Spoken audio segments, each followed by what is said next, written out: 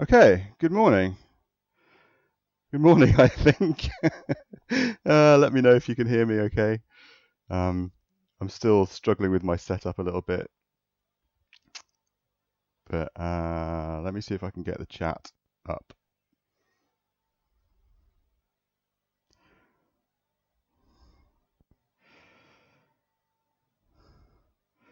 Oh, these things are so complicated, aren't they? It would be so much easier. It would be so much easier if I just did it from a desktop. But where's the fun in that? Ah, here we go. Come on, connect to chat. Oh, it's not going to connect to chat. All right, just bear with me a sec. I just need to log into the chat client so I can see it. Come on.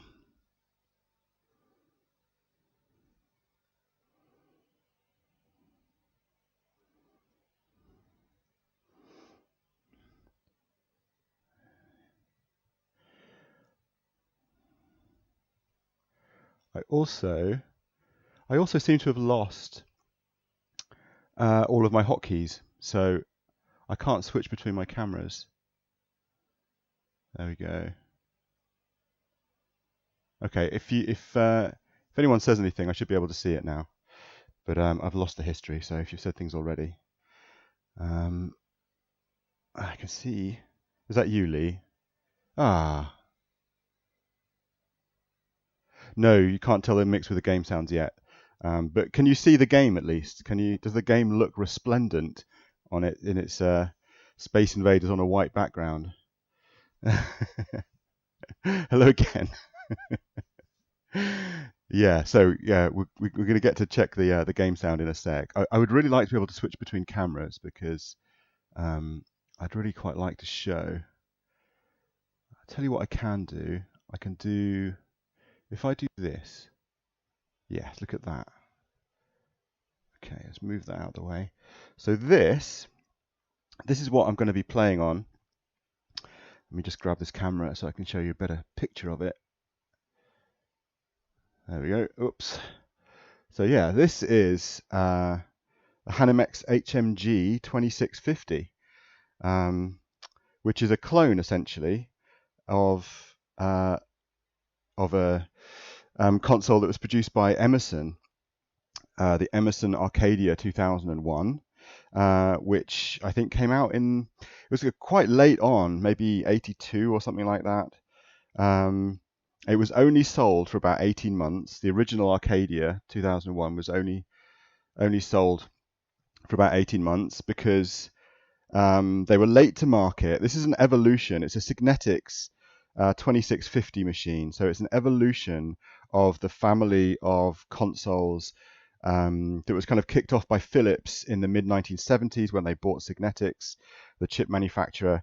And it was first used in the Interton VC4000, I think it was called, and by Radifin in their sort of British-made AV Advanced Programmable Video System, APVS line, and was then licensed to lots of other manufacturers that made versions of it. And this is an evolution of that architecture essentially. So this is the architecture that Emerson took, and then they paired the CPU, the Signetics CPU, with a more powerful video chip. So it has slightly better video capabilities, but the sound is exactly the same. It's just a beeper, really. It's got no onboard RAM. So programmers, I think they managed to pinch, I think it's 37 bytes of RAM that's on the video processor to make their games. And also, when it came out, it was called the Arcadia. It was trying to cash in on the arcade, on the arcade craze in the early 80s, late 70s, early 80s. So a lot of the games were clones of popular arcade games, and they immediately got hit with lawsuits from Atari saying that Atari had exclusive rights to distribute those games in America and around the world. So they had to pull those games and then reissue them under different names with enough changes so that they wouldn't get sued again and all this kind of thing. So as I say, it's a really interesting machine. I find it really, really interesting. I think it's a beautiful machine. It's really small. Like it's almost as small as the Atari 2600 Junior.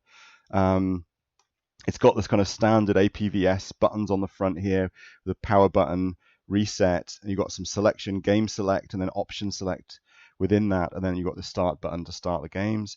And you've got these kind of Intellivision style game controllers with a set of buttons. These ones have got these little sort of film push contacts.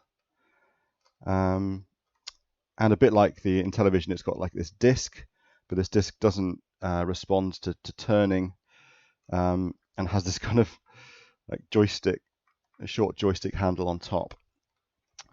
But it's essentially a digital 8-way joystick, despite the fact that it looks like a disc, and you should be able to turn it. In fact, it does turn quite freely. But as we'll find when we play some of these games, it's actually a really positive input. The controller is a really positive input device, and then it has these two fire buttons on either side. They're both the same. There's no fire 1 and fire 2. It's just single fire button, but you can use it whether you're right or left-handed, so it's reversible, which is quite nice. And yeah, one of the other interesting things about this machine, actually, and I think we might show a few games that use it, is that it had a pause option on it. So a lot of the games used the right controller to pause the game and restart the game, which obviously the Atari didn't have. So that was like an extra feature. So yeah, so this is it. This is the Hanimex HMG 2650. Hanimex was an Australian import-export company. And this is the PAL version of it that they sold in the UK. There were versions of this made all over the place. It was quite successful in Japan, where it was produced by Bandai. You can still pick up Japanese versions of this. I had never seen one. I knew of its existence, and I've been looking for one for a long time, but I'd never seen one. And then one came up on eBay fairly recently, kind of randomly, in almost mint condition, which I bought, and then in quick succession 2 more appeared from different sellers. So I don't know, it's like buses, that happens sometimes. So this is one. This is our daily driver one. This is one that I've modded. So it's all refurbished, cleaned. All the controllers are reinstated. They weren't working very well. And it's been composite modded. So at the back here, you can see it's got 3 RCA inputs. Obviously, it's mono sound, so it's basically dual mono, and a composite output. It's a very simple modification to make on these machines because the composite video signal is produced on the board, so you just pull it off at the right point. And it doesn't even need any smoothing or processing or anything.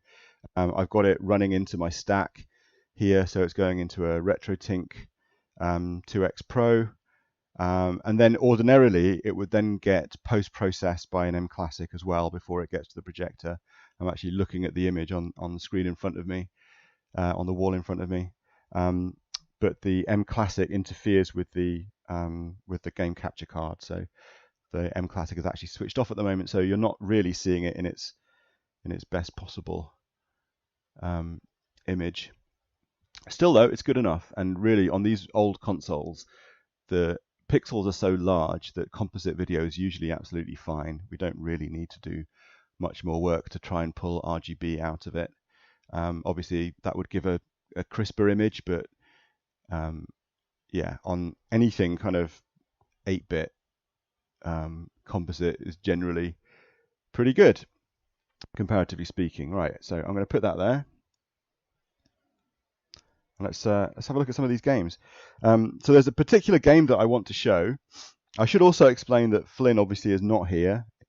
He's not interested in going through all this rigmarole, but he might join us at some point if he fancies it, to have a little go on some of these games. I've got a bunch of games for this machine that came with the consoles when I bought them. But there's one game in particular that I want to look at. But before I do that, I'm going to switch back to the game view. So let's stick that back on. And I think I can put the small one. Can I do that?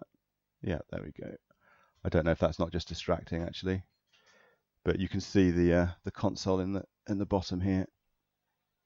So you can see, actually, let me just get this set up nicely. If I do that, can I get this into a nicer position so you can actually see what's going on? And then I can just leave it, as long as I don't knock it. Yeah, yeah, I could do that. I could get her to come and try these games. I'm not sure she's that up for it, though, unfortunately. She's also busy this morning. She's got things that she needs to get done. But yeah, it would be nice. It would be nice for Flynn to come up and have a play. I might message him. Might go on Discord or something like that and see if he's about to play. Anyway, right. So let's have a look at the kind of a representative game on this platform. So Alien Invaders. I think this was the game it launched with. And if we reset it, let's get to test the game sound here as well. So.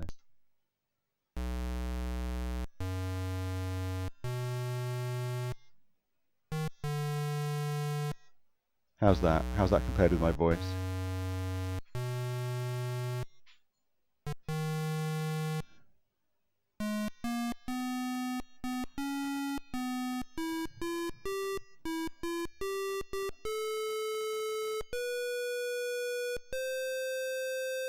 Piercing. Let me know if that was okay or if that was too loud, and I'll turn the game sound down a bit. These old machines do put out quite loud audio. Possibly a bit loud, yeah, okay. Let's dial that down even a bit more.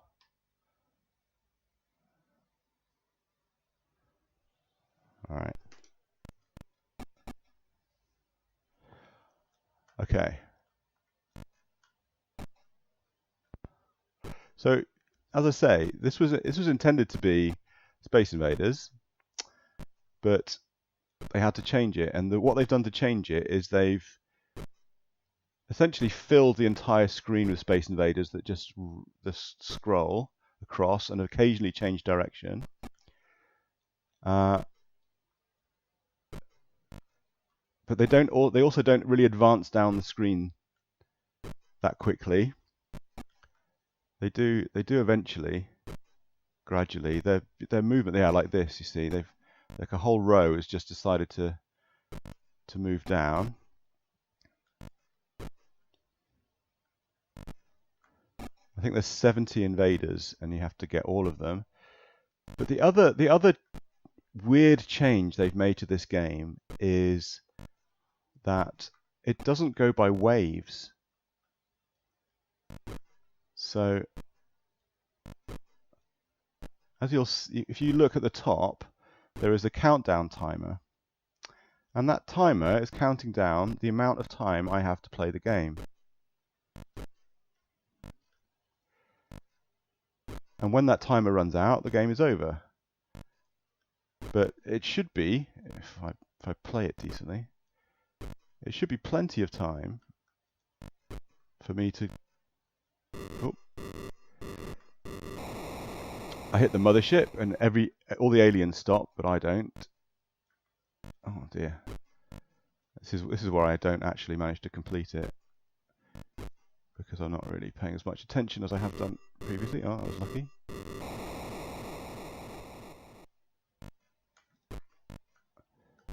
So also you'll see that I've got tons of ships, but it's not that easy to die in this game. So I don't really need 6 ships, or whatever it is. Also, I can't tunnel through my defenses because oh, I need to get this guy. Because when you hit your defense, it just takes a random block off the top.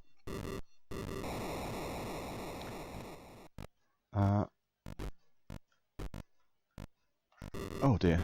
I do need some lives.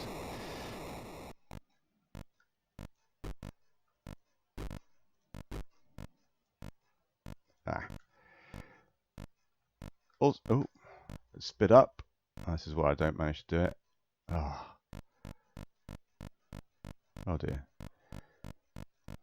Oh my god. All my credibility is out the window here. Oh my god. Oh, 30 seconds. Oh my god, I've missed it again. Come here.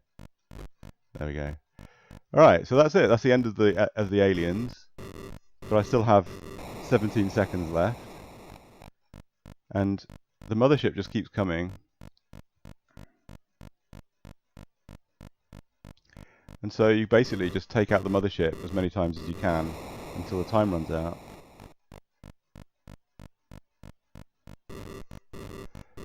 And this was the launch cartridge. There we go, game over, time's up. High score of 276. You could probably get into the 300s. I think I've seen someone online do 400 and something on this game. I've no idea how they managed to do that. But obviously it involved a lot of shooting the mothership and not worrying about the aliens too much, I presume. So yeah, so we can kind of start to see why this game didn't do very well, or why this console didn't do very well, because that was yeah, they basically they were forced to mangle these games in order to avoid lawsuits. That's kind of what I assume happened, and unless that really was the best they could do, the closest they could get to doing a real Space Invaders game, but I doubt it. And I have some reason to doubt it because I want to show another game. Maybe we'll play this game a little bit longer. So let's remove Alien Invaders and bring up this one here. So this is the game. This is the game that is in the box art behind me. This is Space Attack. So this game.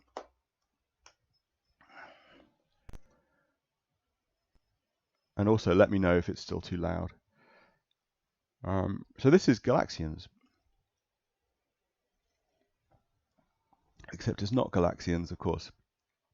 So yeah, copyright 1982. So this was yeah, one of the first games that was released for it, but there really were, I think there were only 35 games ever made for it. So all of them were early games.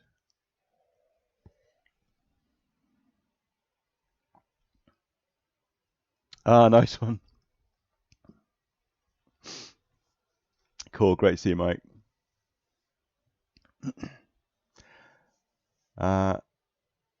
Yeah, so again, of course, they were forced to mangle this. I presume they were forced to mangle this. These games, I think a lot of these games, this one, Space Attack, was made by a guy in Hong Kong.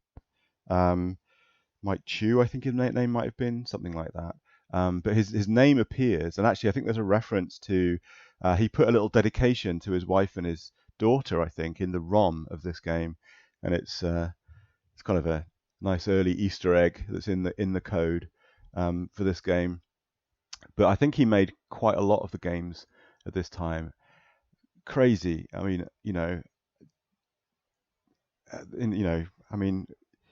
such an important part of the whole proposition of this console, and they give the responsibility of producing great games just to single people who have, there's not very many people that can program these things at the time, so still aren't. Yeah, I think that's what's happened. I think that's what's happened. Certainly, I know that there was a lawsuit. I mean, I haven't really gone into the history, and actually, there isn't that much history about these things written.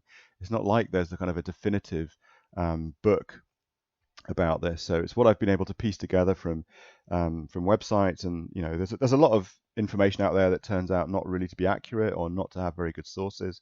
But I just think it's such an interesting, like, little backwater. This is like the prehistory of video gaming. These things, these cartridges, these terrible games made by a guy in Hong Kong, turned into a absolute trillion-dollar industry, bigger than music and cinema combined within 40 years. So I think these are important. I think they're quirky, weird, but need preserving.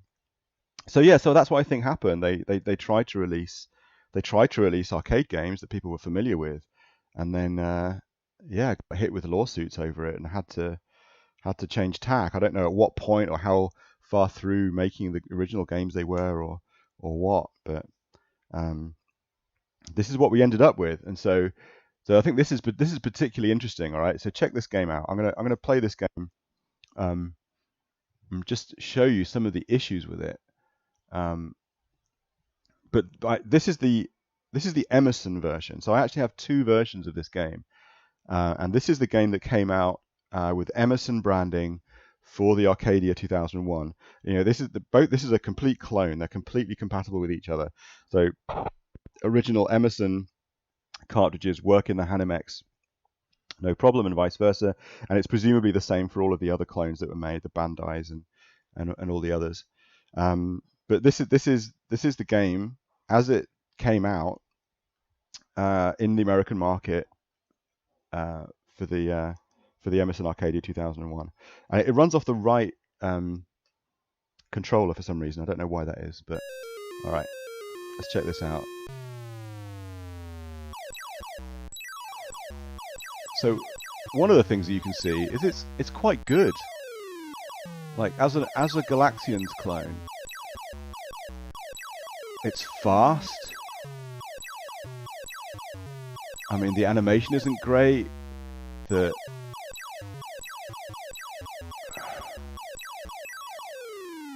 patterns are okay. There's no formations though. If you can, you know, the big attack ships at the top, they just come down the same as the others, not in formation.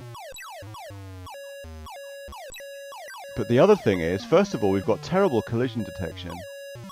So quite often I will hit, like there and there, I will hit an enemy, an alien, flush in the face, and it won't do anything at all. Tell me if this is too loud. And the other thing is, as you just saw, I just died because my energy bar depleted. I get new energy at the end of each wave, but I have never managed to complete a wave. I mean, look at that. I just hit that thing like 3 times and it didn't die. And then we start with another wave. So, I mean, at least we've got waves and it's not just time-based, but...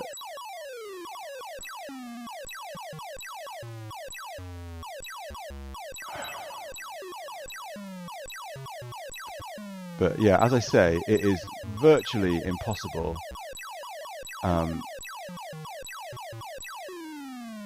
to complete a wave before the energy runs out. So you're pretty much doomed.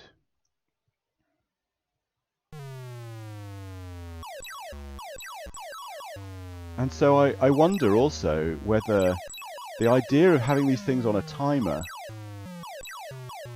was enough of a legal argument to say that this is not a direct replica. I don't think my energy is even going down now, is it? I think my energy bar has just stayed at max. That's going to kill me. I can't even move. Very weird. Good question. Do some of the aliens have more than one health? I don't think so. It's random if it is. It would make sense if it was, you know, some of the aliens that looked slightly different. Is that too loud? Just let me know if the game sound is too loud, and I'll turn it down even more.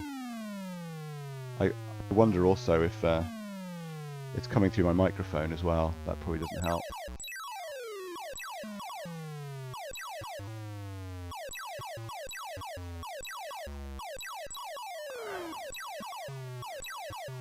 It just, I wondered to start with whether it was because my shots are hitting alien shots coming down, but I don't think so. I think it's just like that. I think it's just poor collision detection.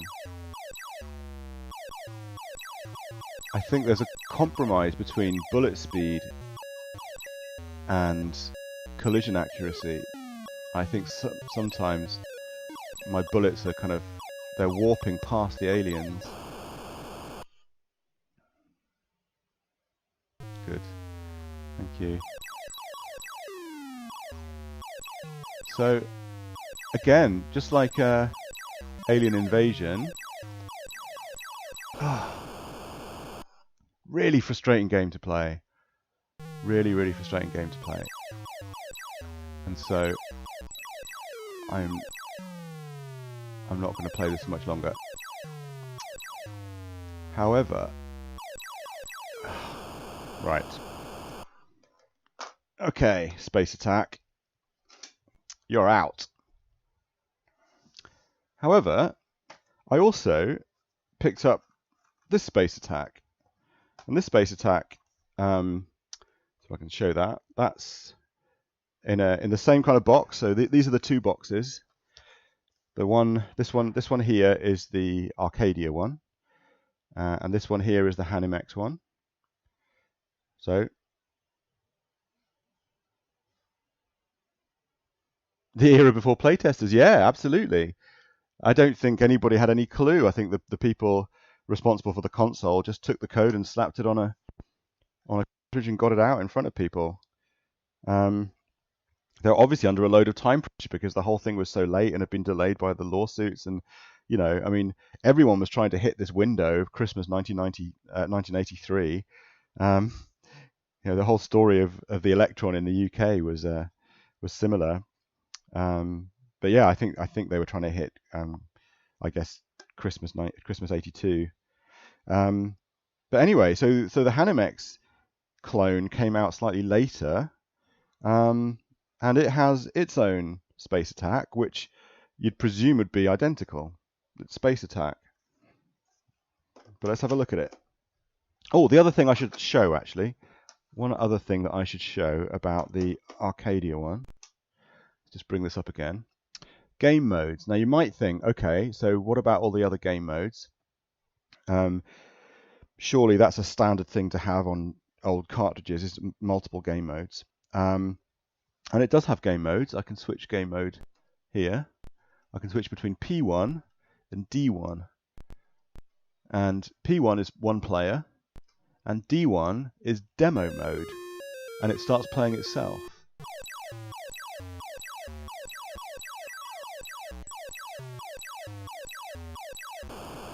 Badly.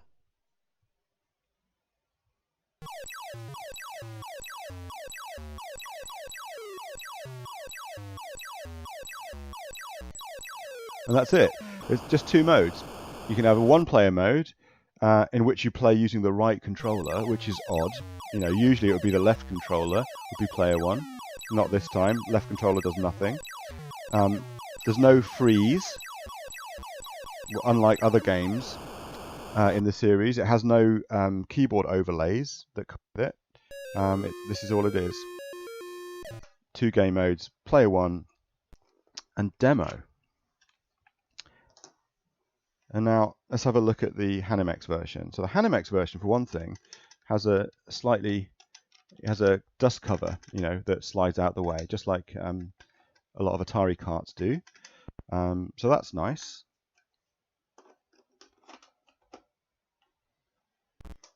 And then when we start it up,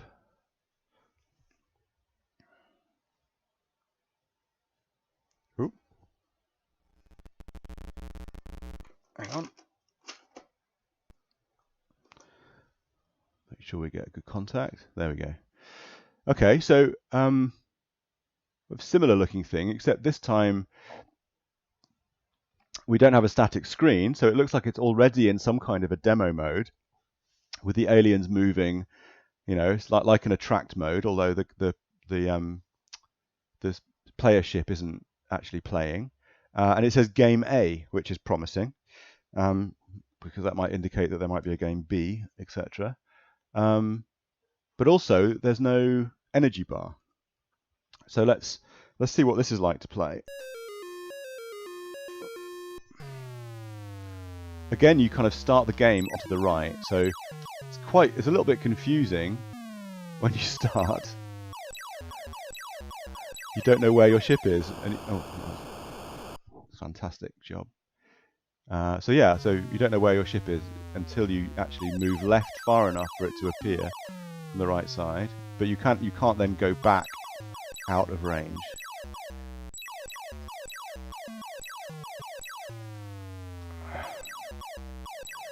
So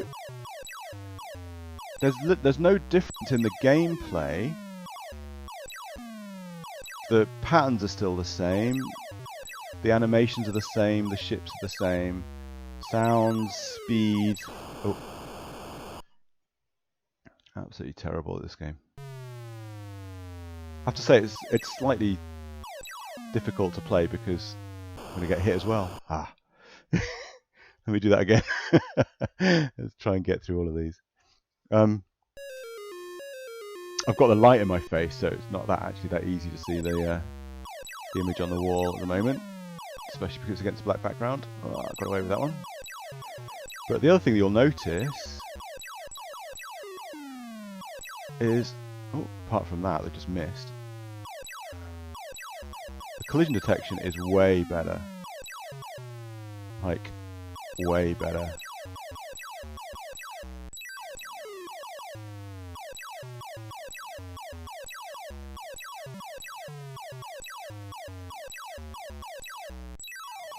Also, it looked like I could hit the enemy bullet there. Ah, missed it.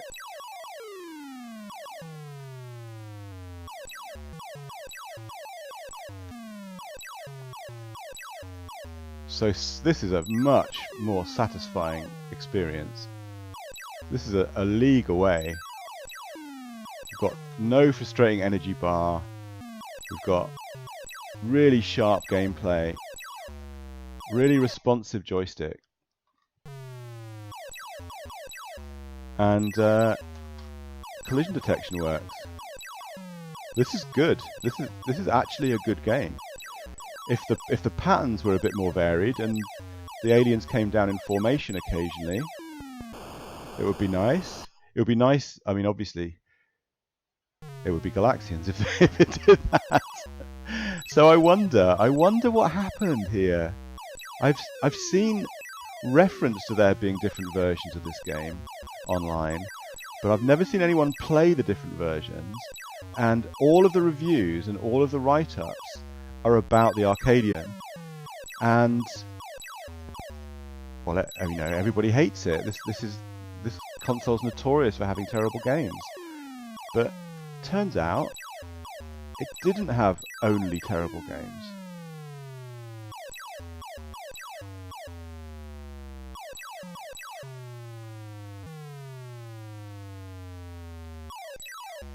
Look at that, it's kind of slowed down, it's messing. Oh, it appeared on the other side there.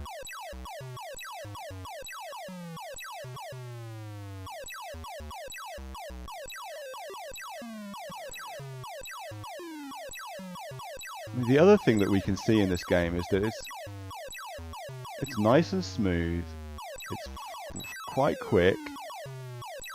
We've got single colour sprites, that's a limitation. The sound is very, very basic. We've got basically got you know, sort of monophonic buzzer sounds. I don't think it has a white noise generator like the Atari 2600 has, but obviously there's just enough memory on board to make some sound routines.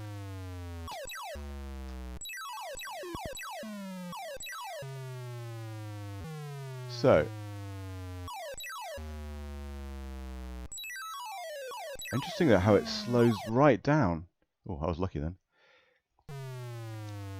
Slows right down for the last ship. Okay. Well, there we have it. I mean, I've done pretty well here. I've still got a life. So it's a good game, but it's not particularly a difficult game. But that was game A, right? And so let's see what game B is like. Here's game B. Are we ready for this? What else are we going to get from game B? How is it going to be different? Is it going to reintroduce the energy bar?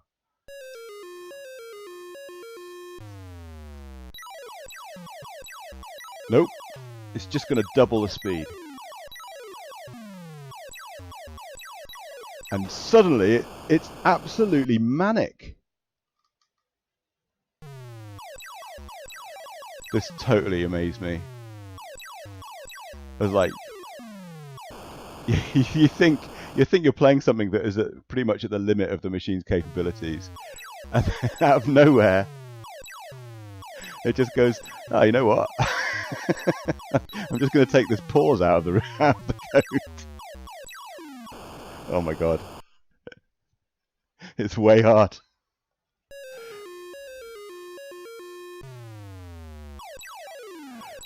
Oh man alive.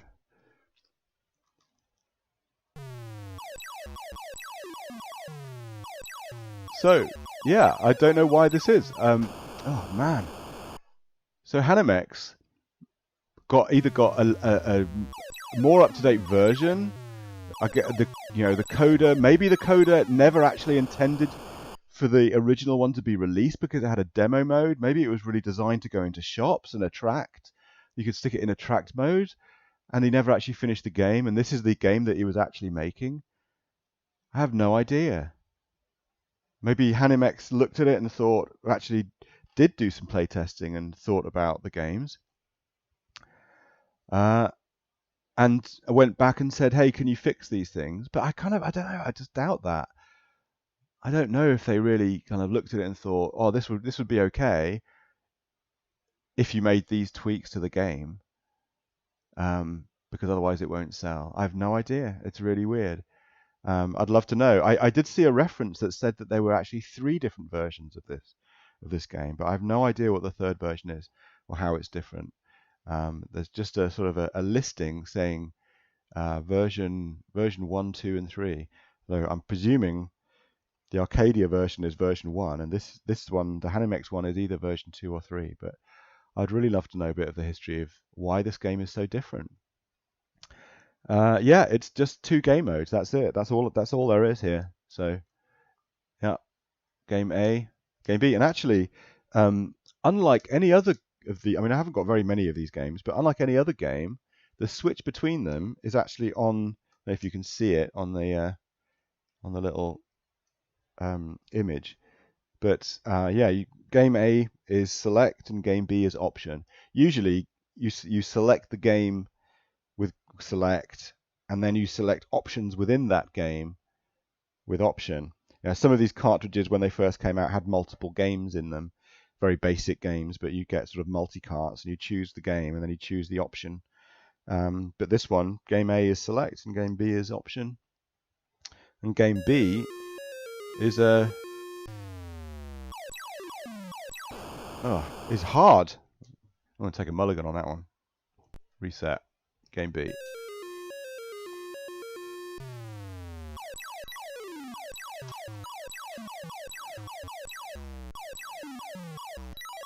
This is absolutely brutal.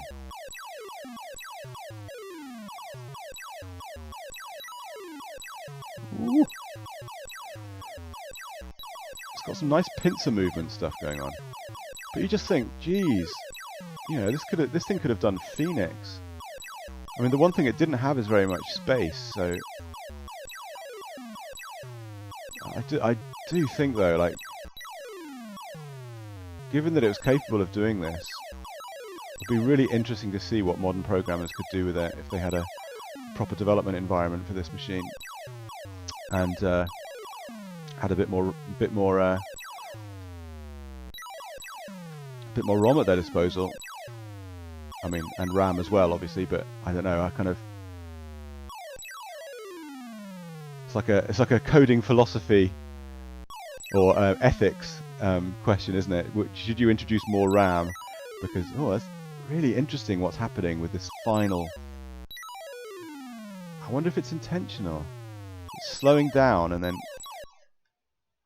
sort of flashing as if it looks like a coding glitch, to be honest. I'm not getting out of that.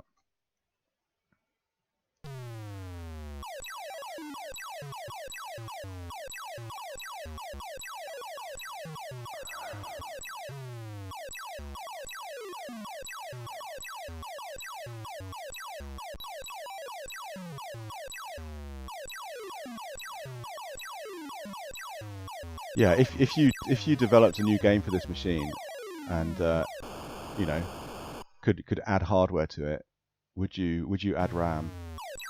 Would you try and extend the 37 bytes, or would you keep it because that's one of the quintessential constraints of the machine? I think adding ROM is fine. I think adding more content is fine. But yeah, adding RAM is different, isn't it? I'm hoping this video might find its way to some. Yeah, so yeah, me too. It'd be really interesting to see if anyone's still alive who was involved in making and coding on these things. I did literally yesterday, actually. I established contact with someone who wrote video games for Voltmace. So one of the APVS clones was made by VideoMaster and then sold by Waddington's. And then I think, I'm not quite sure how this works, but I think VideoMaster made them first, and then Voltmace bought the rights or something, and then started manufacturing them. They were making them out of a little factory in Harrogate or somewhere. But they're quite unique looking consoles. They're kind of beige with big orange buttons, and I really like the look of them. But yeah, one of the original programmers, I think there was 12 people that worked at Voltmace when they produced this console.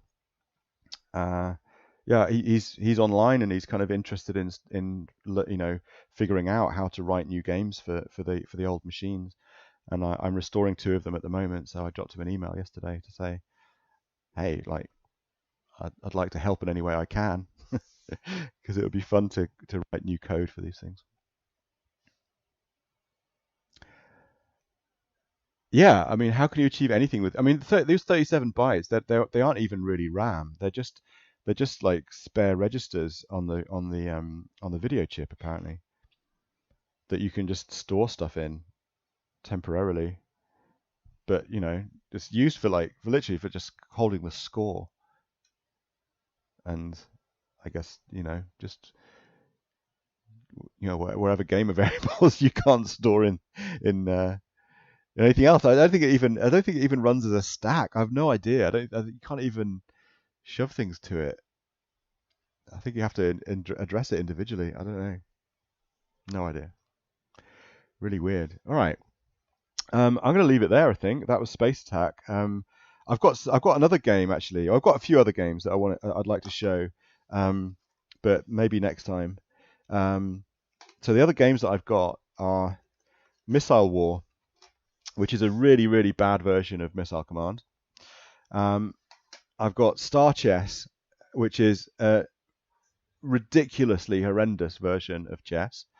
It's like they've taken chess and they've added a whole load of arbitrary and random rules to it to make it as if you're having a big space battle, including things like you can shoot at your enemy but you might not kill it, kind of thing. It's really, really weird. I've never actually played it, but maybe it'd be quite nice. Maybe we could somehow play it online. I would set that up and have an actual game of Star Chess. But yeah, it's really bad. I might just show these quickly. And then I've also got Cat Tracks, which is a blatant rip-off of Pac-Man, essentially, where you're a cat and you've got dogs after you and you're running around a maze and you're eating catnip. But it's tweaked enough to not be sued. It's nothing like Pac-Man, but I think it's a really interesting game. I actually really enjoy playing this game, and part of the reason I enjoy playing this game is that the joystick is so responsive. It's actually genuinely, your cat goes where you tell your cat to go. You can lead its turns. It's really precise. So much more precise than Atari, than the CX40 joystick, and any of the Atari Pac-Man versions, which themselves are good. I mean, I always quite like the original Pac-Man, but obviously Miss Pac-Man is a fantastic game, and Pac-Man Junior on Atari 2600. But even so, I think the precision of Cat Tracks is better than those. So I'll maybe do another stream next week now that I can do it again, and we'll look at that. But I won't do that now. Maybe I'll just show you Star Chess so you can see just how terrible it looks.